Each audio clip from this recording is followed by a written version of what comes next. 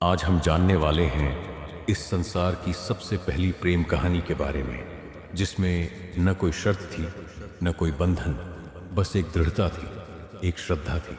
इस कहानी में रंग भी है और दुख का संग भी। यह है शिव और सती की अमर प्रेम कथा, जिसमें प्रेम है, त्याग है और अंत में एक नई शुरुआत है। तो आइए जानते हैं इस महान प्रेम कथा को, सती कथा को। सृष्टि के आरंभिक काल की बात है, जब ब्रह्मा ने अपने मानस पुत्रों को रचा। उन्हीं में से एक थे दक्ष प्रजापति, अत्यंत बुद्धिमान पर उतने ही अहंकारी। दक्ष को अपनी योग्यता, अपनी शक्ति और अपने सृष्टिकर्ता कुल से उत्पन्न होने का बड़ा अभिमान था। उन्होंने वर्षों तक तपस्या की और देवताओं से संतान प्राप्ति का वरदान पाया। उनकी तपस्या रंग लाई और उन्हें एक अत्यंत दिव्य कन्या की प्राप्ति हुई, जिन्हें हम आज देवी सती के नाम से जानते हैं। सती का जन्म किसी साधारण कन्या की भांति नहीं हुआ था। वे स्वयं आदिशक्ति का अंश थीं। दक्ष को अपनी पुत्री पर गर्व था, लेकिन साथ ही उनके मन में एक अभिलाषा थी कि वह अपनी कन्या का विवाह किसी महान देवता, वैभवशाली राजकुमार या प्रतिष्ठित गृहस्थ से करें। उन्हें यह कल्पना भी नहीं थी कि उनकी पुत्री का हृदय वहां बस चुका है, जहां वैभव का कोई मोल नहीं, जहां वैराग्य ही आभूषण है। भगवान शिव। देवी सती बचपन से ही विचित्र स्वभाव की थी। अन्य कन्याओं की तरह न तो उन्हें श्रृंगार में रुचि थी, न ही राजसी जीवन की भव्यता में। जब जब वे शिव की चर्चा सुनती, जब किसी ऋषि द्वारा शिव की महिमा का वर्णन होता, उनका हृदय गहरे भावों से भर उठता।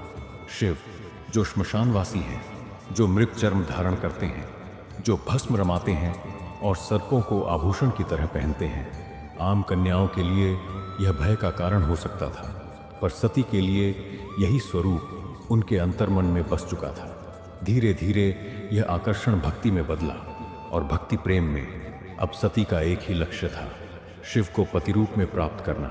पर यह मार्ग आसान नहीं था। जब दक्ष को सती की इच्छा का आभास हुआ तो वे क्रोधित हो उठे। उनकी दृष्टि में शिव एक वनवासी योगी मात्र थे। उन्होंने सती को समझाने का प्रयास किया कि वे किसी योग्य, राजसी और सम्मानित वर को चुने, पर सती अब निर्णय कर चुकी थीं।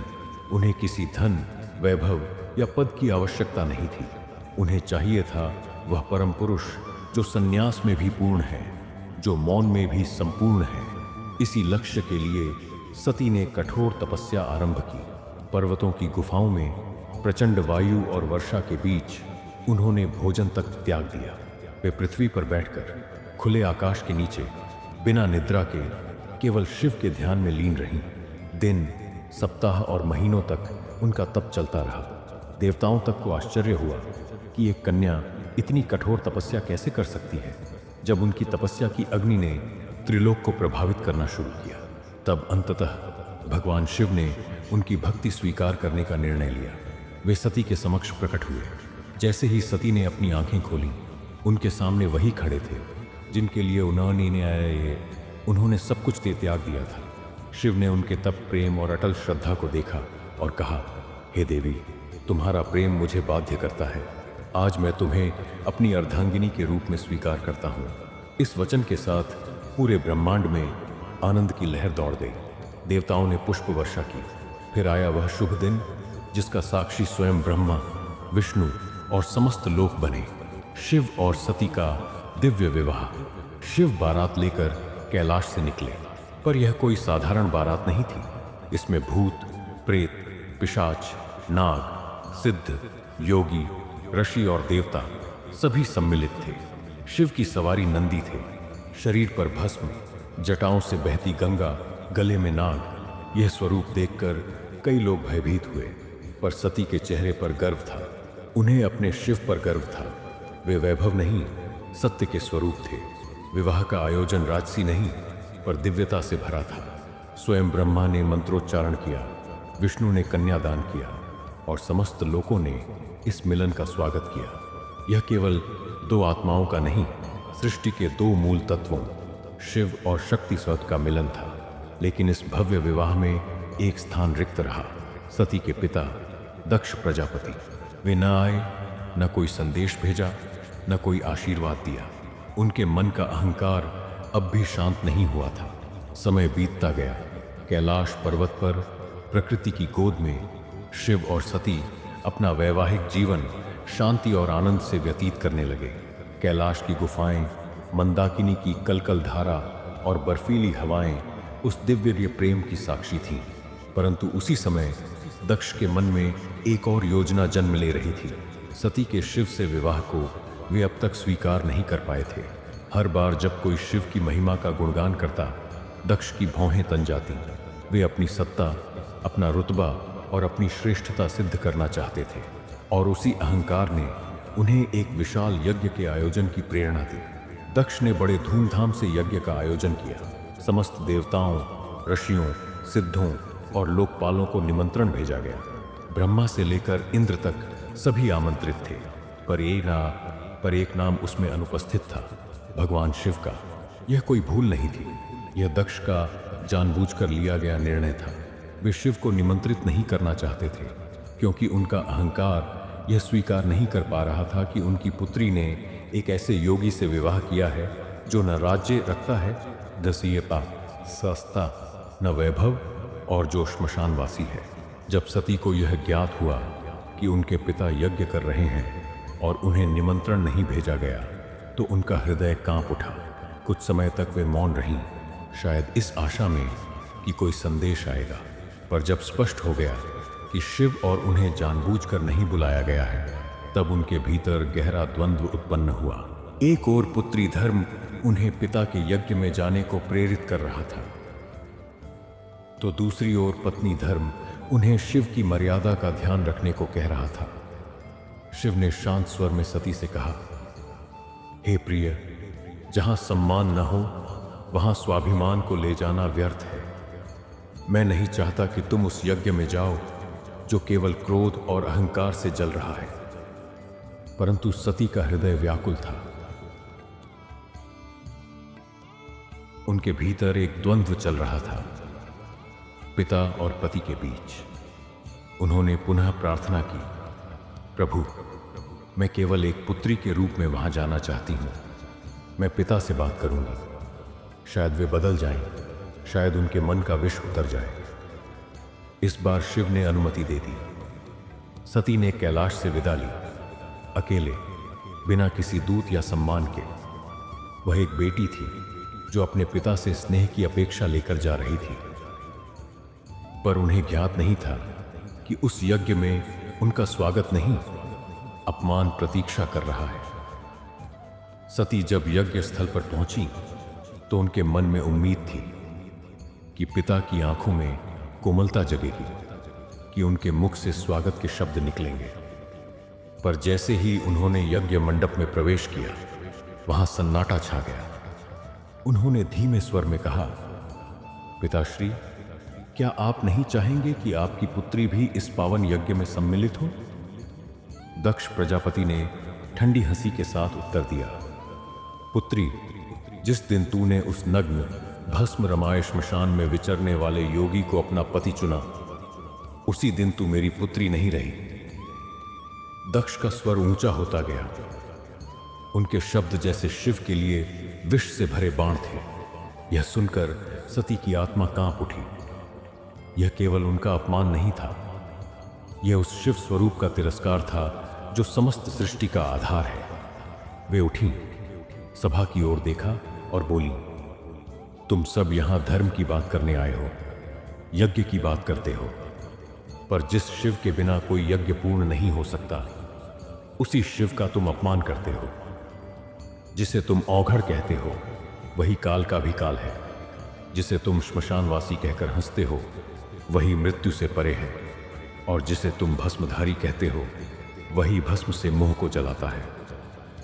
उनकी आंखों में आंसू थे, पर स्वर तेजस्वी था, ऐसा तेज कि देवता भी सिर झुका ले। सभा स्तब्ध थी, कोई उत्तर न दे सका, पर सती का हृदय टूट चुका था। उन्होंने कहा, जिस शरीर ने आज मेरे प्रभु का अपमान सुना है, वह शरीर अब इस संसार के योग्य नहीं। वे सीधे यज्ञ कुंड की ओर बढ़ी। देवताओं ने उन्हें रोकना चाहा, पर सती अब केवल एक नारी नहीं थी, वे संकल्प की अग्नि बन चुकी थी। उन्होंने नेत्र बंद किए, शिव का स्मरण किया और अग्नि में प्रवेश कर गए। उनके चेहरे पर भय नहीं, बल्कि एक अद्भुत शांति थी, समर्पण की शांति। अब इस यज्ञ की अग्नि से वह तूफान उठने वाला था जो समस्त अहंकार को भस्म कर दे। कैलाश पर शांति थी, पर वह तूफान से पहले की शांति थी। जब भगवान शिव को ज्ञात हुआ कि उनकी अर्धांगिनी अग्नि में समर्पित हो गई, तो उनके हृदय में प्रलय उमड़ पड़ा। आंखों में वेदना, मन में शून्यता और आत्मा में ज्वाला। शिव अपनी समाधि से उठे, उनकी जटाएं लहराई, नेत्र रक्तिम हो उठे और सारा ब्रह्मांड कांप गया। उन्होंने अपनी जटाओं को पकड़कर पृथ्वी पर पटक दिया।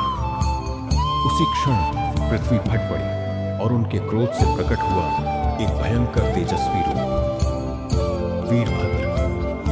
वीरभद्र कोई सामान्य योद्धा नहीं था, वह शिव के विकराल क्रोध का साकार स्वरूप था। उसका शरीर अग्नि सा दहक रहा था, आंखों में प्रतिशोध की ज्वाला, हाथ में प्रचंड अस्त्र। वह तीव्र गति से दक्ष के यज्ञ की ओर बढ़ा। जिस दिशा में वह चलता, धरती कांपती, आकाश बदलता, देवताओं के हृदय भय से भर उठते। जैसे ही वीरभद्र यज्ञ स्थल पर पहुंचा, आकाश में अंधकार छा गया। उसकी उपस्थिति मात्र से यज्ञ की अग्नि कांप उठी। वह बिना रुके आगे बढ़ा। पहले यज्ञ वेदी को तोड़ा, फिर वेद पाठ करने वालों को तितर बितर कर दिया। उसकी दृष्टि में केवल एक लक्ष्य था, दक्ष। वीरभद्र के सामने कोई टिक न सका। वह अकेला था, पर अजय। उसके प्रत्येक प्रहार में शिव का शाप था और हर गर्जना में सती का मौन मिला। अंततः वह दक्ष के सामने पहुंचा। दक्ष अब भी अपने अभिमान में डूबा था। वह चिल्लाया, मैं यज्ञ करता हूं, मुझे कोई छू नहीं सकता। वीरभद्र ने उसकी आंखों में देखा और गंभीर स्वर में कहा, अहंकार का अंत निश्चित है, और फिर तू पिता कहलाने योग्य नहीं। आज तुझे उसी अग्नि में भस्म करूंगा जिसमें तूने धर्म का मजाक उड़ाया। और एक ही झटके में वीरभद्र ने अपनी तलवार से दक्ष प्रजापति का सिर धड़ से धड़ से अलग कर दिया। पूरी सभा में सन्नाटा छा गया। देवता स्तब्ध रह गए। यज्ञ की अग्नि बुझ गई और पृथ्वी पर केवल राख शेष रह गई। वह राख जो अहंकार, अधर्म और अपमान की अंतिम परिणति थी। वीरभद्र शिव की आज्ञा पूरी कर चुका था, पर कहानी यहीं समाप्त नहीं होती। अब वह क्षण आया जब स्वयं भगवान शिव यज्ञ स्थल पर पहुंचे। उन्होंने सती के जले हुए शरीर को देखा। वह दृश्य ऐसा था जिसने स्वयं काल को भी रुला दिया। शिव ने कांपते हाथों से अपनी सती को उठाकर बाहों में भर लिया। उनकी आंखों से अश्रुधारा बह रही थी। शिव सती के निष्प्राण शरीर को लेकर समस्त ब्रह्मांड में भटकने लगे। उनका यह विरह इतना प्रचंड था कि सृष्टि का संतुलन डगमगाने लगा। देवता भयभीत हो उठे। यदि शिव का यह शोक यूं ही चलता रहा तो प्रलय निश्चित है। तब सभी देवता भगवान विष्णु के पास पहुंचे और सृष्टि की रक्षा की प्रार्थना की। विष्णु ने अपना सुदर्शन चक्र चलाया। सुदर्शन चक्र ने सती के शरीर को अनेक भागों में विभाजित कर दिया। शिव कुछ क्षणों के लिए रुके, पर उन्होंने विरोध नहीं किया, क्योंकि यह सृष्टि के संतुलन के लिए आवश्यक था।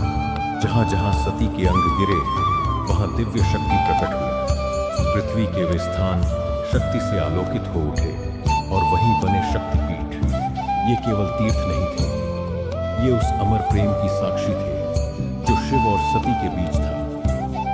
कहीं उनकी आंखें गिरी, कहीं हृदय, कहीं केश, तो कहीं चरण। हर स्थान मां शक्ति का केंद्र बन गया। वे विभिन्न रूपों में पूजित हुई, कभी दुर्गा, कभी भैरवी, कभी भवानी। इन्हीं शक्तिपीठों में प्रमुख हैं कामाख्या मंदिर, वैष्णो देवी मंदिर, ज्वाला देवी मंदिर, हिंगलाज माता मंदिर, तारापीठ मंदिर।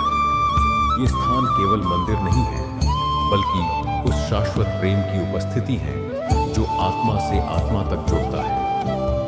शिव अंततः हिमालय लौटे और गहन समाधि में लीन हो गए। वर्षों तक वे एक चट्टान की भांति मौन बैठे रहे। न शब्द, न गति, न भावना। केवल सती की स्मृति। काल की धारा आगे बढ़ती रही, युग बदलते गए, पर कुछ कथाएं समय की सीमाओं से परे होती हैं, और सती की कथा उन्हीं में से एक है। वह प्रेम जो अग्नि में तपकर शुद्ध हुआ, वह विरह जो तांडव बन गया, वह बलिदान जिसने शक्ति को शाश्वत बना दिया। पर यह अंत नहीं था। जहां अग्नि ने प्रेम की परीक्षा ली थी, वहीं से एक नई कथा का आरंभ होना था। सती का वही दिव्य अंश पुनः जन्म लेने वाला था, पर्वतराज हिमालय के घर पार्वती के रूप में। यह अंत नहीं, यह शुरुआत है।